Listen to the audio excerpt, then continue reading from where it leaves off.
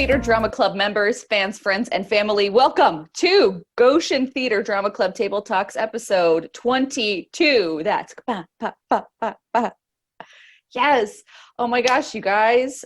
We were just having a discussion about ending season 1 at the end of the year, taking our, traditional network hiatus for the holidays and coming back at you strong for season 2 in the new year. So we're getting close to that time. And we're really excited about what we have in store for season 2. A lot of things depend on what's happening in the world, but season 2 will be something to behold. With me today, I think everybody's our regular panelists now. We're going to say the quarantine queens. We got new quarantine queens. And Paul Rigano. Katie, how are you today? Oh, I'm beautiful. How are you? Oh, I'm all right. I have my giant coffee that's still too hot to drink. And I'm happy about that.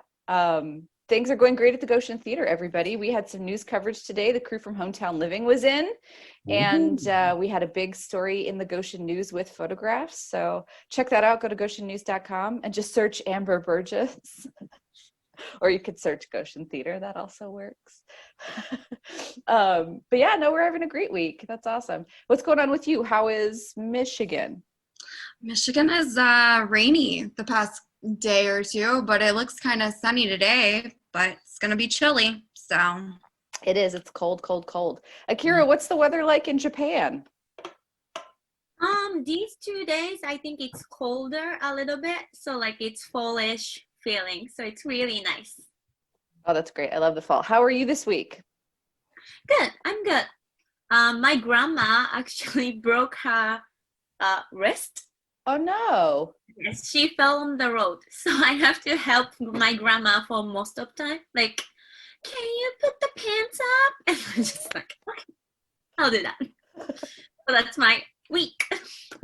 Akira, teach us to say the name of the town you live in. Gifu. Gifu? Mm-hmm. That's the prefecture. Okay. Gifu, Japan. Mm-hmm. I love it. I feel like I heard that in a song in a musical once. Yes.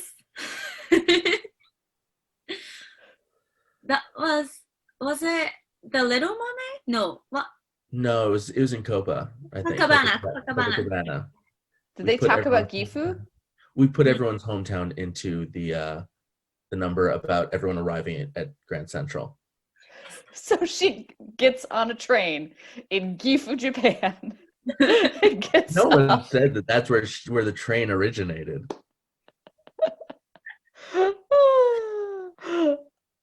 I like the idea of that. Anyway, well, speaking of Paul Rigano, how are you? I'm keeping on.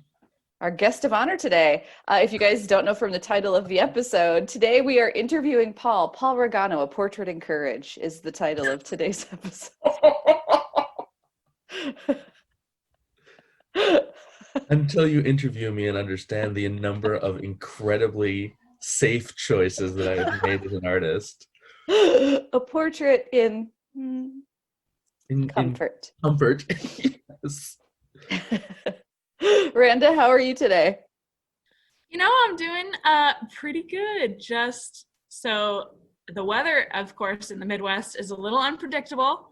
So yesterday it was quite cold, and today it's supposed to be quite warm. So I'm excited for the warm. Yeah. And excited for it to change again. Layers.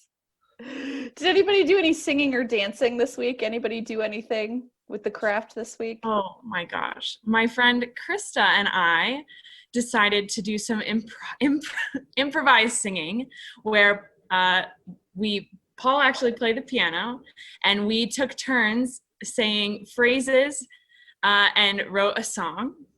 And it was terrible, but we're working on it. Eventually we will have one that is worthy of other people's ears. Maybe. I can't wait. I have recordings that prove quite the opposite of that. That's hilarious. So we know Paul's answer as well. Katie, did you do anything in the arts this week? I artistically found new homes for more unpacking. Oh, it's sort of like a modern art installation this week for you. Yeah, we're getting the museum ready for opening. Beautiful. Katie, when is your nuptials? Tomorrow. We're eloping tomorrow. I thought it was this week. Congratulations. It's tomorrow. By the time it Yay. airs, you'll be a Yes. married lady. By the I time will. this is up, yeah, Sadie. Yeah, it'll be great. That's very exciting. Akira, did you do any dancing, singing, acting this week? Yeah, I took a voice lesson this morning. That was Awesome. about Alexander technique, I think. Yes. Mm-hmm. Learning it. And also me and my friend are learning new K-pop dance so we can put on YouTube. Yes, Yeah. please. I want to learn it too. I'm terrible. It'd be like, you know those old commercials, I think it was for Six Flags, where just like a weird old guy shows up and dances around. That's what it would be like if I was in your your K-pop dance video. I'll Now even that wear a song bow is tie. stuck in my head for the next 10 years. So thank What, you. Paul? Now that song is stuck in my head for the next 10 years. So. You're welcome. Oh, that's funny. Oh, my goodness. Well, today's episode is Paul Rigano, A Portrait in Something. We're going to be interviewing Know Paul by the today. end. We'll know by the end. We're going to be interviewing Paul today, so you guys can get to know him a little bit better and really get to know your panelists on a deeper level. Because I know we all tell our stories in small pieces on particular topics, but yeah, I think everybody's got a unique journey. And I think next week we're going to be talking to either Akira or Randa. We're not sure yet. So if you have any feedback, if you press 1 for Akira, press 2 for Randa. It's like American Text your Idol. vote now. Send your vote with $5 to Goshen Theater. And if you've never been with us before we start the episode, we give you guys a little, either a hot take or we take one of your questions. This week we have a little hot take that was also part of a question from one of our actual campers from this last summer. They had said to me in person that they heard us talking about some kind of play that they didn't know what we were talking about. There was some kind of play. It was like a Europe play. And I was like, that's a lot of the literature. It's like, we finally got to Shakespeare. And I was like, oh, the Scottish play. And they didn't understand the superstition. So Miss Katie, next summer, we should probably do a unit on the Scottish play and the superstition of the Scottish play. Make a note of it. But my question now for hot takes, because this kid was incredulous about whether or not this existed or not. Absolutely incredulous. Do you think that the superstition surrounding the Scottish play exists? And we are going to start with Miss Katie. What do you think, Katie? Yes. I've seen it work, y'all. When I was in high school and my drama teacher taught us about the Scottish play, of course, being high schoolers, you had those who wanted to tempt fate. So we were in the middle of our spring play and some of the guys just started saying it in the theater. And when I tell you we had 2 huge mirrors that were used in our production that broke moments after someone had said it, I'm not joking. And then we were on opening day. I had stayed after school with the guy who ran our lights and sound because he was like my best friend. And he was finishing up some cues, I think. And all of a sudden the theater just shut down. Lights went out, everything stopped working, and we had to call and troubleshoot with like the major company that owned our equipment to get it back up in time. And like, he was like, the show's tonight. I was like, I'm well aware. I am in the show. I know. And so everything worked out. We got it up and running. We replaced our mirrors. No one got hurt in the process, but there were some weird things that happened and they did not happen until someone said the name.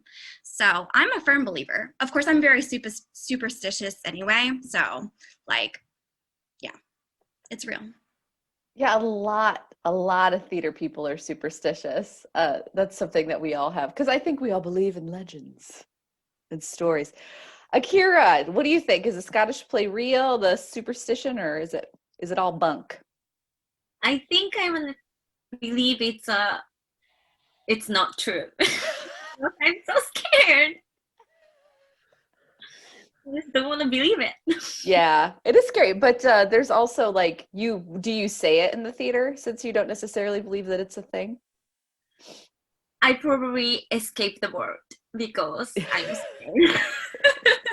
So you're scared of it being true and you don't want it to be true. So you're on the record saying it's not. However, you, you can't don't, Better safe. you don't say it just to be safe.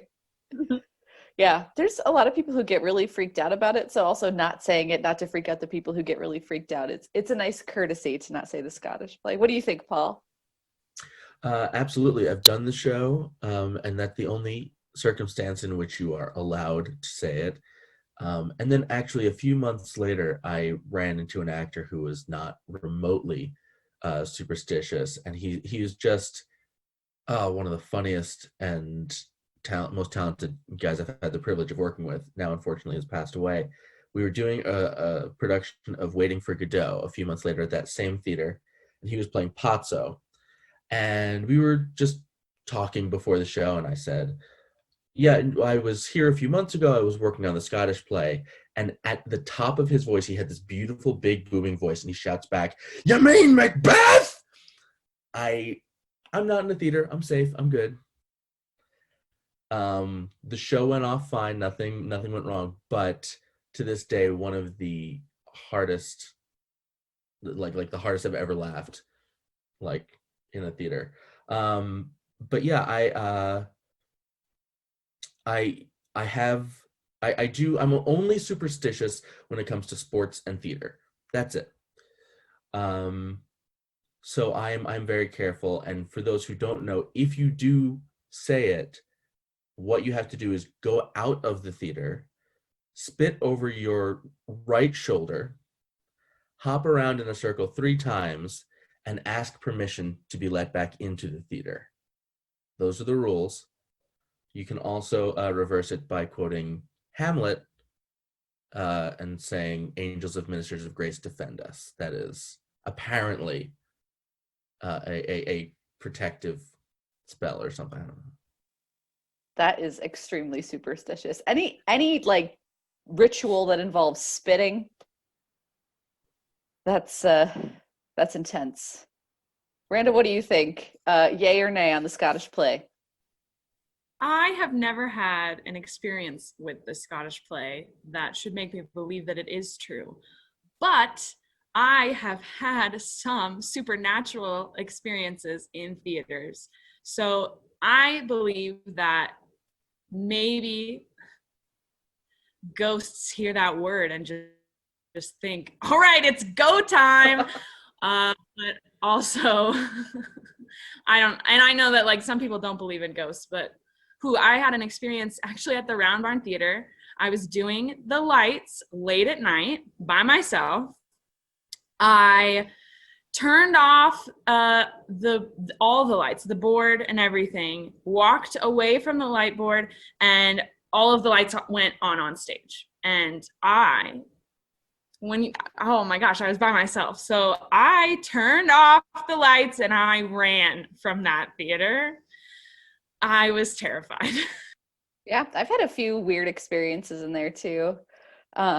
In particular, one that kind of repeated a lot was the clang late night backstage. There's like a clang that will happen where I don't even know what's clanging, but it sounds like someone throwing something back there.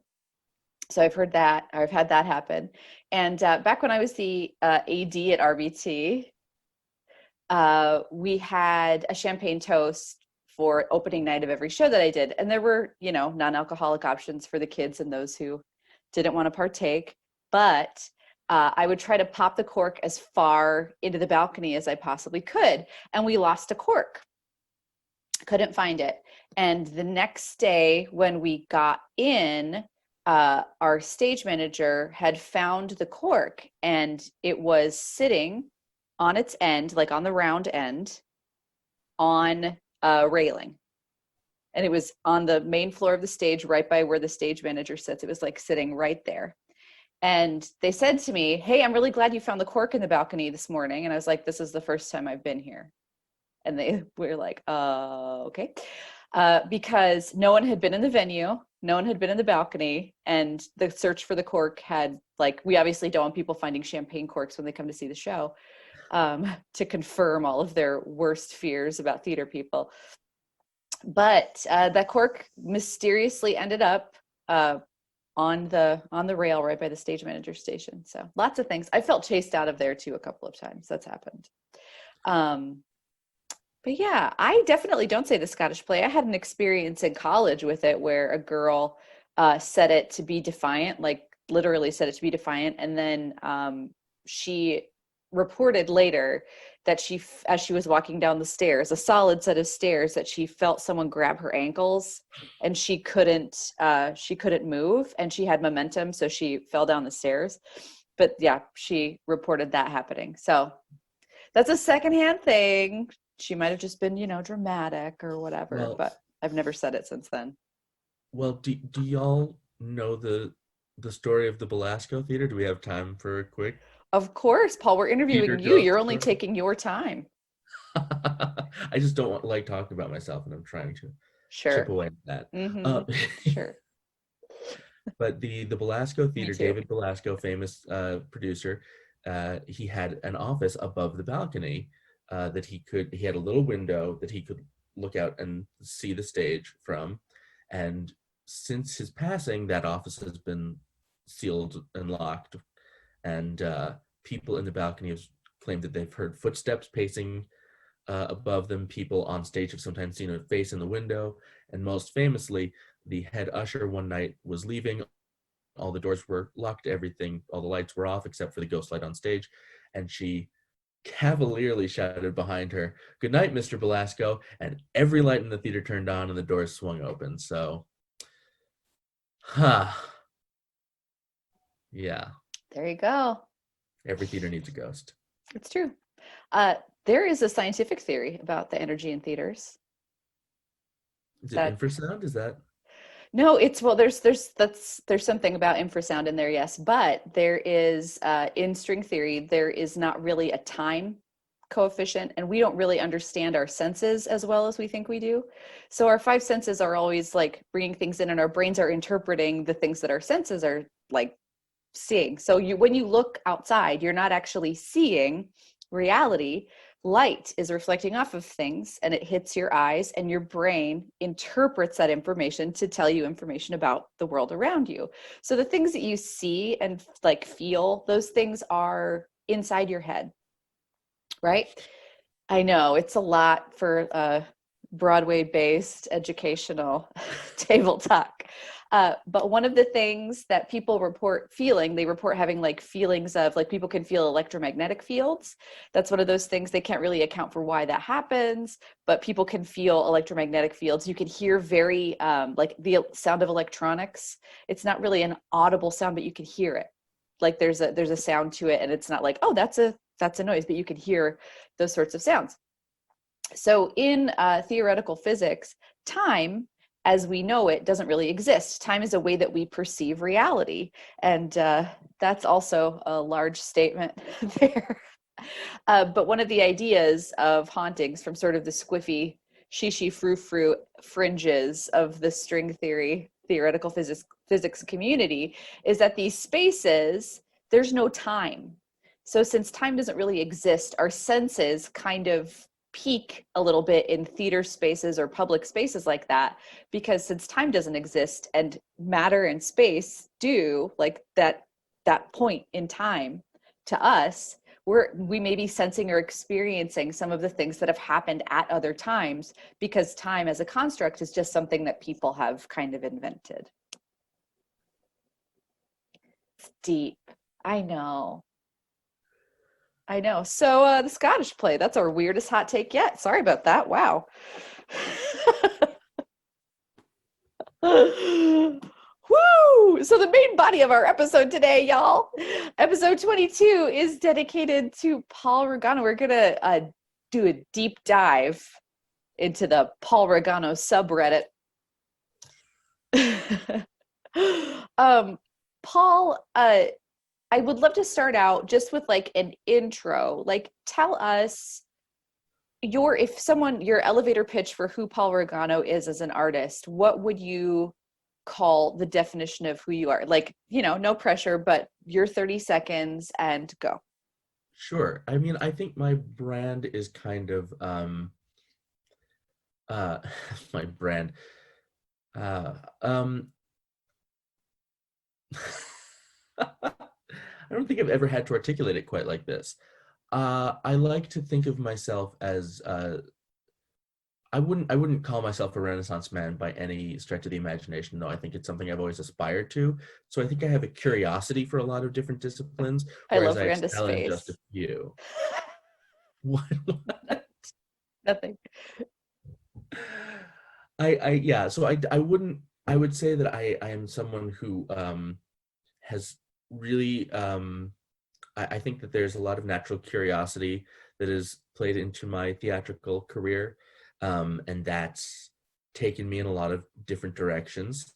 And so whereas my main disciplines are generally music, and music direction, composition. I started as an actor, and I've always loved performing. I do cabaret of the songs that I write, which is a great performance outlet for me, which is also very low stakes, I always feel, because I'm just playing myself. So yeah, I think that my curiosity coupled with my yearning for mentorship, both to be mentored and to be a mentor to others, which I think is one of the greatest traditions in the theater, is that we pass down our knowledge in so many different ways. And getting a degree in theater like I did is one great way to do it. And spending 10,000 hours working in theaters is another great way to do it, because you're going to get such a beautiful diversity of ideas and experiences. Yeah, that's the elevator pitch. And then and all of that lives in a like big pink swirling cauldron of candy bubblegum musical theater sweetness. Wow. Candy bubblegum sweetness. It is early, huh? So, so in a nutshell, Paul started out as an actor, and then you moved into musicianship, mentorship, and loves music directing and cabaret. So those are some great distillations of like what Paul does and what Paul loves to do. So we're going to open it up to questions. Katie, I'm going to have you go first. What's your burning question for Paul? What is your secret hobby? I mean, it's a secret. My secret hobby that we may not know, but you're comfortable sharing. Yeah. You know what I love, and I think this probably has to do a lot with who I am as a writer and as an artist. But speaking of like curiosity, I love brain teasers. So I love I have like a million apps on my phone for long subway rides, Sudokus, which I actually like. For some reason, like, I don't like Sudoku. Something about it doesn't appeal to me, but I can't stop doing them. That's interesting. I have a chess app on my phone, which strategy and problem solving, and any kind of like mind game little thing. I love that kind of stuff. So that's my go-to. I love to just in my spare time challenge my brain. Do you think that helps you in your work? Do you think that like having those synapses that are like more logical or mathematical, do you feel like that helps you as a musician or an artist? Absolutely. I think that my job in the theater is the most, not the most, not the most, Paul, of the performing disciplines, one of the most mathematical. Certainly not more mathematical than lighting design or set design. But in terms of the performing aspect, music is incredibly mathematical, and composition, to me, is a huge equation. I almost always know what I want the end product to be, and then it's a question of getting there in a balanced way. and music is math. I'm sure you've all heard that many times. So yeah, it's definitely being able to look at a problem from multiple angles and knowing that yes, 5 plus 5 equals 10, but 2 plus 8 also equals 10, and that can work because over here I have a 7 and whatever else. Math. Although in music, 5 plus 5 doesn't equal 10, it equals 9, but That's neither here nor there. I think there's something to being mentally sharp though as well. Like, what did they say that one of the best ways to keep your brain young is to continually learn new skills, like at least every 5 years learn a new skill. And interestingly, chess has been on my list, but I'm terrible at chess. There's something about strategic games that I cannot do. And some of you know Sam Brown. Do you guys remember Sam? He did some shows at RBT. He did Footloose. Can't remember what the last one he did was, but he's a great guy. He played Lumiere when I was Mrs. Potts. Back in 2007, we were hanging out, and I had been trying to learn to play chess, and we played a chess game. And 10 years later, in 2017, he says, "Hey, Amber, there's something that's just sort of been like bothering me." And I was like, "What? What's going on, Sam?" Like, he's like, "It's from like when we first met." I was like, "Oh my gosh, okay." And I was like, "So for 10 years, you've been like chewing on this?" And he's like, "Yeah. So when we were playing chess," I was like, "Oh, okay." He says, "Did you like feel bad for me and let me win?"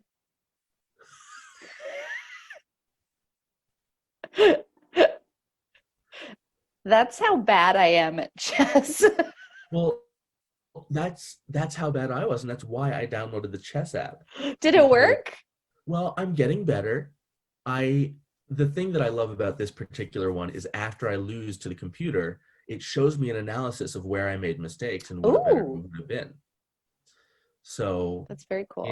I've only been doing it for a few months, but I've moved from level 1 up to level 7. That's awesome. So, Hey, Peanut Gallery, do you guys have any like hobbies like that that are like for your logical mind? Like, do you do puzzles or crosswords or anything like that? Sudoku. Yeah. Do you, Akira? I do Sudoku sometime, but I only pick like easiest one. I don't want to try the hard one, and I just want to feel, oh, I'm good at Sudoku. Like, Rita, do you do any puzzle games, things like that? Yeah, I love games in general. So I play Settlers of Catan Oh, I online. love Settlers of Catan. And I have this game called Nonogram on my phone. I don't really know how to explain it, so I'm just gonna drop the name. Yeah. And I also have crossword on my phone. I love Very puzzles cool. in general. There's a game that I love, Randa, that I would love to play with this group, and maybe that's like season 2 opener, is all of us getting together, doing a screen capture of Carcassonne and talking about, oh, it's so good. Look it up. Carcassonne is a game where you build little villages. So you draw tiles, and different tiles go together in different ways. And you have to put your available tiles with your stuff, and you put a little person to claim your little area, and the point is to get the most points. So you build a village, and when you finish the village, it's worth a certain number of points. It's very fun, very strategic. So we should change this. We should transition this into being a gaming channel. just a I'm here. board gaming channel. Yeah. That'd be awesome. Maybe once in a while we'll do a special episode. The spin-off series. Yeah, exactly. Randa, what were you gonna say? Have you ever played, I can't remember what the name is anymore, but you draw a card and it has a word on it like dream, and you have 2 different teams, and so you go back and forth, and you sing parts of a song. You have to have up to 6 words, I think, and the first team to be stumped loses, so the other team gets to advance. So you get like Cadillac. Oh my gosh. Yeah. And you have to sing like 6 words of a song with the word Cadillac in it. Or Yes. morning. How about morning? Is that easier? Yeah. Song. Oh, I feel like I've played that game with my family and they are masters. Games last forever because no one is ever stumped. I think it speaks a lot to just to bring it back a little bit, like to like the kind of art that we all love to work in, because there's something about games that is, I mean, it's competitive, but there is a collaborative nature to it, and it's that kind of creative thinking that we love to use our brains for. Yeah, I agree. That's very cool. And like, we're all problem solving actors too. I think that's one of the things that I liked about working with each and every single one of you when I was working with you, is that you're problem solving actors.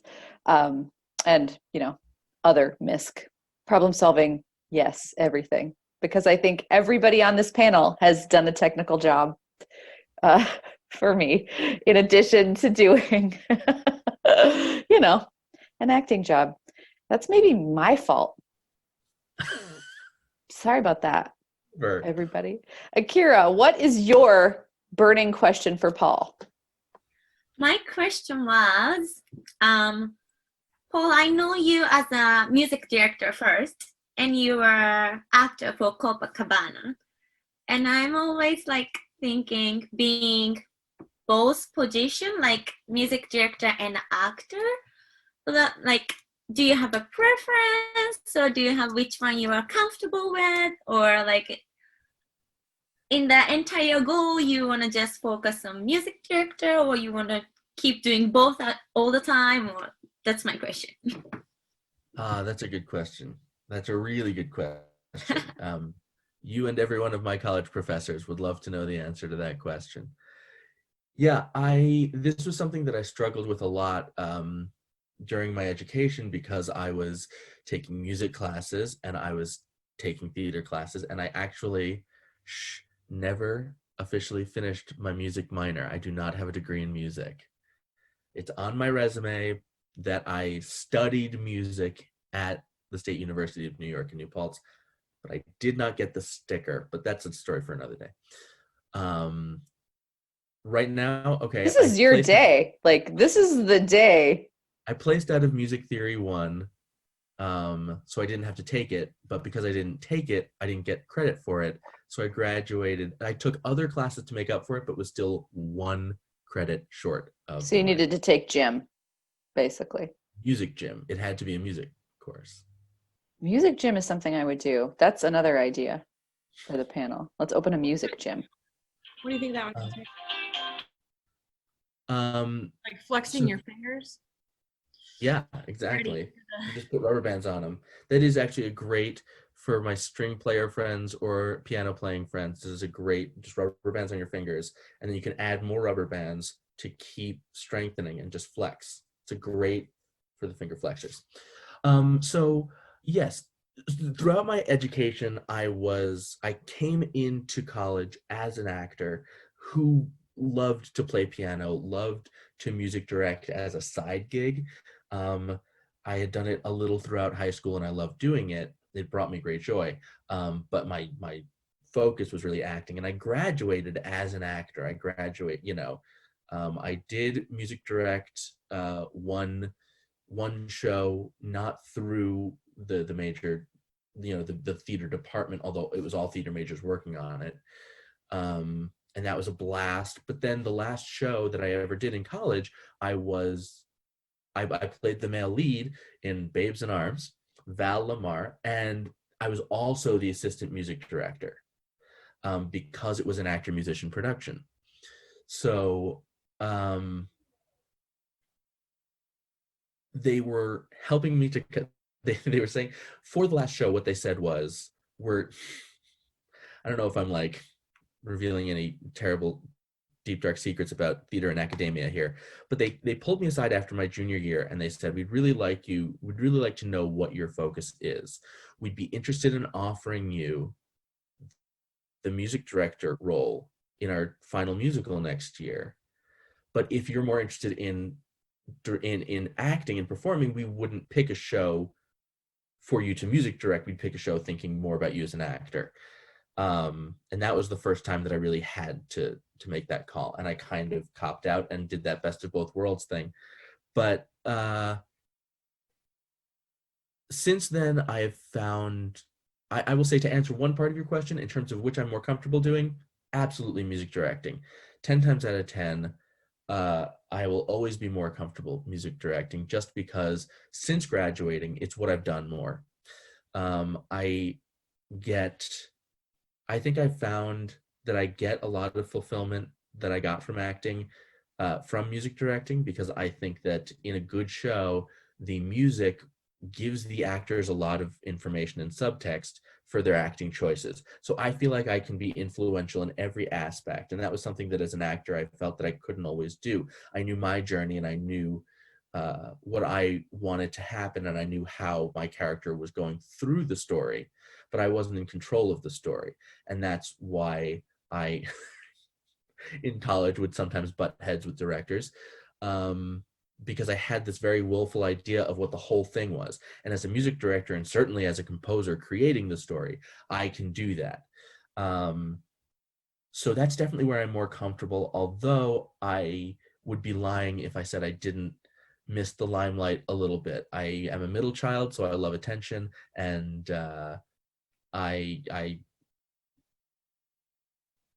there's just something beautiful about getting to go on stage and do something that you feel really comfortable and good at. Yeah, that's like, this is the funny thing about like this particular panel of people too, is that I think everybody here, just like you, Paul, has like sub skills or primary skills. Like there's something about, we've talked about this a lot, kids, where it's really important to have not something to fall back on, but something that you also love doing. Don't be a theater zombie. Because I know plenty of people whose sub skill in theater is knowing everything that Ethel Merman's ever done. And that's great in some contexts, but it's not necessarily going to get you other work. And it's not like being passionate about something, like just being passionate about theater is also fine. But like Randa's a really skilled lighting designer. And I think I'm a pretty good costume designer. Katie's an incredible educator and also really good administrator. Katie, just FYI, you're great at that. And Akira, as a dancer and choreographer, like creative movement wise, like one of the great things about Akira when she was here in Napanee is that I could always, whenever I saw her out, you were always like choreographing on the fly while you were walking. And like, we all have those skills and we all find them fulfilling, or like there's something about it that I really like. I know that like it feeds something for me to be able to make costumes for a show. And if I go too long without sewing something like that or expressing myself creatively with fabric, then I actually just do it on my own, you know, like you sort of have those things that you want to do. But yeah, I mean, does anybody else like with those sub skills? I'd like, my answer to Paul's question kind of is I have to do some of it. Like I have to do some of it all the time. Like there's always a pull toward it, in like being asked to pick, like, oh, you can never do these other things again. Are you cool with that? I'm probably not cool with that. Like I could, I guess, but do you guys feel that same way? Katie, what do you think? Yeah, I think I'm going through it right now because like I feel like I'm transitioning more into the educational zone and administrative side of things right now. Specifically, we're in a pandemic, so like there's not a lot of performance opportunities, but also just the fact that I'm getting married tomorrow and we have a 5-year-old and we need to be close to her. And so that puts me in a certain area of the country, and I don't know what the scene is in Michigan. Unfortunately, I have to figure that out, but now is not the time to figure that out. So I'm transitioning, and I feel like it just kind of happens, but I want to perform. Like that's where my heart and soul lives. I miss it very much. So like if I get the opportunity to perform, I'm gonna do it. But I also know where my strengths lie and I know how to play to them when that's not an opportunity for me right now, so. Yeah, I love that. Like nobody has an opportunity to perform right now, you know? Akira, what do you think with your secondary skills and the skills that you have as a performer? If you were forced to specialize, how would you feel about like just doing one thing? No, Even though people tell me I'm not good at singing, I have to sing because I love to sing. I Whatever think you're you a beautiful singer, Who by the tells way. you that?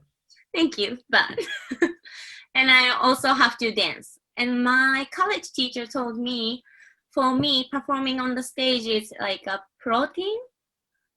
And like for some people, it could be a vitamin or anything, but for me, it's gonna be a protein. So if I'm not be on the stage a long time, I'm gonna just break down. I Yeah. love that analogy. I do too. For some people, it's like a sugar. For some people, it's a vitamin. Yep. I love that. That's great. Ooh, we have a new thing. Randa, how about you? Well, I can talk about this when it's my time too, but when I was in college, I decided I was going to double major in music and theater. And literally all 4 years, even like upon like 3 weeks before graduation, I had professors telling me like, why are you doing this? Like, how could you spread yourself so thin? Why wouldn't you focus on one or the other? Like, why aren't you doing opera? Why aren't you doing street theater? Why aren't you doing this and that? And that was really tough to hear, especially now that in the professional world, I've done a lot of different things. I've been a sound designer. I've been a lighting designer. I've been an educator. I've been a performer. And you don't have to choose. You do what you want to do and get the education that you want to get. And while professors are there to guide you and you should listen to them, do not let them tell you what you can and cannot do. And that's my getting off my soapbox. I agree. With the decision in the end. Like, they don't have to deal with the aftermath. You do. Exactly. It's not their lives. And the thing that I took away from it was I only have to decide right now. Right. When I left school, I said, right now, I'm going to act. And I did. And then I quickly found that there was much more money in music directing. Not much more, but more consistent money in music directing. And I said, right now, I'm going to music direct, and so on and so forth. Yeah, Tim Minchin actually has a really great speech that he gave at the graduation for, I don't remember what institution it was now, but he talks about how, like, as an adult, people sell you this bit of goods, kids, and it's wrong. They sell you this idea that you got to pick something and you're going to stick to it. And if you don't stick to that thing and succeed at that thing and make money at it, you're a failure. That is not how things work. You should always, especially as an artist, follow the sparkly object. If you're like, oh, I'm doing musical theater, and then something over here sparkles and says, ooh, you should like start an educational program and help other kids learn. And like, don't just keep going down that path. Follow that sparkly object. The other path doesn't disappear. Like, this is the other thing. They tell you got to stick to your path. There's a lot of roads, and there's a lot of roads that connect roads. I don't know if you guys have noticed when you've been on roads that they connect to other roads. And just because you leave a road doesn't mean that road disappears. Like that, like, follow the shiny objects. Paul's a great example. Randa, Katie, and Akira are all great examples of that. It's beautiful. Also, building on that, like, roads didn't exist until people made them. So make your own path. I'm going to cry. That's beautiful. It's going to be me this episode. All right, it's time. Randa, what's your question for Paul Rigano? I would love it if you could talk us a little bit through your writing process. I know that I've discussed this with you a little bit, but I also know that, again, on paths, there's many different ways to get to an end product of a song or a musical or whatever it is that you're writing. And I'd love to hear your process. Sure. I was about to start singing Franklin Shepherd Inc. So You know that none of the kids are going to get that reference. I know. And that you're sitting here, and it's even like a small selection of us that are going to understand what you're talking about. You and Lin-Manuel Miranda. That's it. Yes, I know, right? Me and Balzac. So it's so, something out of nothing, right? the two famous models of musical theater composition, if you go back, it can all be told through Richard Rodgers. If you go back to like the origins of musical theater writing, Richard Rodgers was working with Lorenz Hart, and he would write a catchy pop tune, and Larry Hart would come up with some clever lyrics, something that was probably kind of topical, had some innuendo, was fun, would make the audience laugh, and vaguely had something to do with the plot. Or they would just write the song and then shoehorn it into the plot. That was musical theater in the 20s, 30s. It was musical comedy is what it was called, right? It wasn't taken seriously. It wasn't like the melodrama. It was light, fluffy entertainment. Then Richard Rodgers met Oscar Hammerstein, who had written Showboat with Jerome Kern, and he said, okay, so we're going to start writing the song. What if it went like this? And Oscar Hammerstein went, what are you doing? Why are you writing the music? You can't write the music until I've started writing the words so you know what it's about. And for the rest of their career, the moments came from the words that Hammerstein would write the words and Rodgers would say, yes, now I know what the music has to do. And I love Richard Rodgers in his early stuff with Larry Hart. That's where Babes in Arms came from. I love Richard Rodgers with Oscar Hammerstein. It is a tale of two Richard Rodgers, and they are both valid and beautiful and brilliant composers, because he was one of the great melodic writers of our time. Melodical? Oh boy. So that's the big question that people generally ask when they're talking about writing musical theater. Which comes first, or songs in general? Which comes first, the words or the music? And in the case of how I write, I almost exclusively collaborate with my brother. And right now we're doing it distantly, but it's actually not very different than when we're in person. So what we do is we open up a Google document. And then we have it up. I have a tablet in front of me at the piano that has the Google document open, and David has his laptop that he's sitting at the other end of the room typing on. So as soon as he types a lyric, it pops up in front of me. It used to be a pad and he would walk across the room and put it down in front of me. Now it's instant. So we'll start talking about what the song has to accomplish, where we want to be by the end of it. And it's all about structure to begin with. It's all about what is the function of this song, because function dictates form. What do we want the audience to be feeling during the song, and where do we want the character to be at the end of the song? And once we have that idea, I like to, it doesn't always work this way, but I like to start by thinking about the key, because keys are like flavors. And a lot of times you might be in your high school production of Little Shop of Horrors, and they say, well, you don't have the E flat for the end of Grow For Me, so we'll just put it in D flat. And Grow For Me in E flat or D flat as opposed to E flat is a different song. It's the same song, the pitches are relative, everything still works, but D flat sounds different from E flat. It's just a psychological thing. The key of C has no flats or sharps, and to our ear, it's the most neutral sound. As soon as you add a flat and go to the key of F, the brain just automatically hears it in a slightly darker place, and that continues all the way to G flat, and the opposite all the way to F sharp in keys.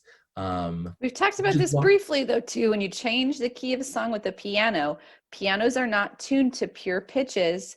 They are tuned relative to C. So piano tuners start with C and then make all the C's sound the same, and they want all of the chords and intervals to sound right. So when you're playing things with too many sharps and flats, you actually end up with a little bit of weird dissonance in your brain. And it's mathematically there, and you get a sense of it, but you don't necessarily know you're getting a sense of it. It just feels off. And it all comes back to those brain teasers. That's exactly right, though. It's also, when you hear a minor chord, you think sad. Everyone knows that sound, and you might not know the terminological terms, but it's a minor chord, and what you're hearing in your brain, 1, 3, 5, da da da, is just a very natural sound. So if you lower the third, da da da, I don't know if I did that right. It's early. I'm sorry, but if you lower that third, your brain automatically wants to hear the major third. So when you lower it, you're not just hearing that pitch is lowered, you're hearing that against the major third, which is a very close interval in your brain. And that's why it's sad. That's why it's dark. That's why it's scary. All those things are going to tell me what key am I starting in and what is the groove of the song. And I'll just find something. So I feel like it kind of goes like boom, boom, boom, doop, bop, or whatever. And I'll find some kind of vamp that I can kind of repeat so David can feel that. Okay, all right. So then the lyrics would kind of sit in this kind of a rhythm, and he'll start typing lyrics, and then they'll appear in front of me. And maybe I'll never even use that little vamp that I started with, but it told him the flavor of the song that I want. And then his lyrics tell me the words that the character is going to be using. And so it's very much a give and take. There is no one before the other. They have to happen together. And it helps that I work with someone that I'm related to and have known for over 3 decades. So we kind of share a brain in that way. We also don't have to pull punches when we're writing with each other. I know that if I play something and David goes, that sucks, don't use that. It's not a judgment on me as a person. I know that his interest, I know my brother doesn't love me any less because he didn't like something I wrote. And we get in arguments and we fight, and we can say in the heat of a moment, we can say, but that sucks, that's bad, about each other's work. And it's completely from an objective place. It is not an attack on the person. And that saves a lot of time for us. That's the writing process. It's a lot of screaming and fighting and plunking. And then at some point a song forms, but I don't know how that happens. I love that. So that is all the time that we have this week for your episode 22, Goshen Theater Drama Club 22, 23? 20. I think it's 23, you guys, I'm sorry. For episode 23 of Goshen Theater Drama Club Table Talks, we talked a lot about the creative process this week, which is really exciting. It was a great place to end. This is a great opportunity for all of you to think about your creative process. I know that sometimes as actors, we're busy creating other people's art or other people's ideas. Think about your creative process and when you're setting out to create a great work of art, because I know if you're one of our students, you definitely do. I'm looking at you, dragon makers. But think about that creative process and how that ideas start for you. And we'd love to hear about that. If you want to send us a message about it, that'd be great. And if we like your story, maybe you'll be featured here on an episode of Goshen Theater Drama Club Table Talks. If you have comments or questions, always drop those here on YouTube. I don't think we have public comments set up, but if you put a comment down in there, it comes straight to me. And I will either fold that in or get you guys an answer to those questions. Visit goshentheater.org for more information. You can also chat with us on Facebook, either on Messenger or on the Goshen Theater Facebook page. Either way, as always, thank you very much, Goshen Noon Kiwanis. We literally could not exist without the support that Goshen Noon Kiwanis gives us to help support Goshen Theater Drama Club. So here's love going out to you guys. Thank you so much. Next week, we are either going to be interviewing Ms. Akira Watanabe or Ms. Renda Meyer-Henry. We could open up voting. We'll see who we want to see. It's not as if the other one isn't going to get interviewed the week after. So let us know who you want to hear from next week. And maybe you want to hear one first and save the best for last. Maybe you're just itching to hear from one and then you want to hear from the other. We don't know. Let us know what you think. Thank you all for tuning in. Final thoughts from the panel. Katie. Paul, you're beautiful, and I'm glad you're part of my life. Akira, what's your final thought for today? Thanks for the education. Randa. Follow your dreams and play board games. Yes. Follow your dreams and play board games is a t-shirt that we should have for Drama Club. And Paul, any final thoughts for today? Thanks for letting me talk my face off. As you know, I don't like talking about myself, so. Unlike every other episode of Goshen Theater Drama Club Table Talks, where we deeply restrict the amount of time that you're allowed to talk. And on that note, thanks so much for tuning in with us. And we will see you next week. Goodbye.